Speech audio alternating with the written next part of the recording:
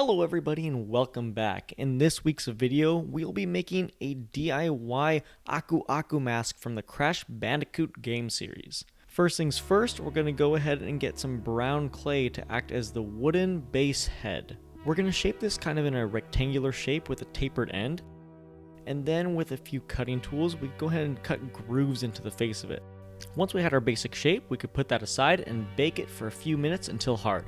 And up next we have even more clay, except this time we're going to use some more fun colors. And this is going to be the top headpiece portion. And this headpiece is made completely out of feathers. And to do this, we're going to get some flattened pieces of clay and cut them in almost a leaf shape. And really I could say feather shape, but I feel like they look almost more like leaves to me.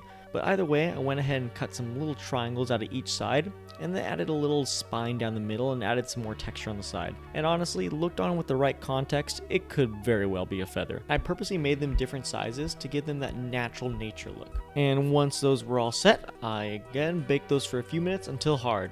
I went ahead and smashed some green clay and cut out a few leaf shapes. And contrary to the feather shapes I made, these are actually going to be leaves. And they're going to be made pretty similar, except instead of a spine down the middle, I just put some little lines to act as the veins of the leaves. Then I went ahead and strategically placed them in a small bush shape. And again, these are going to go ahead and bake until hard and get put aside. Meanwhile, we have our base head portion completed. So we could go ahead and add some fun facial features to this. And to this, I just added some eyebrows and some eyes. And of course, what are eyes without a nose? And of course, what's a nose without some nice pearly white teeth?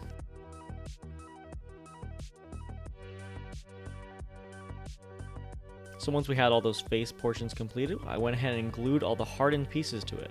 Then using some brown clay, I went ahead and hid some of the bottom portions of the feathers. That way it looks like it fuses a little bit better to the head. And of course this last part is optional, but I added some magnets. That way it could be used as like a fridge magnet or something instead of just sitting on a desk being a paperweight. And of course guys, that is it. Please remember to like, comment, and subscribe, and let me know what you want me to make next.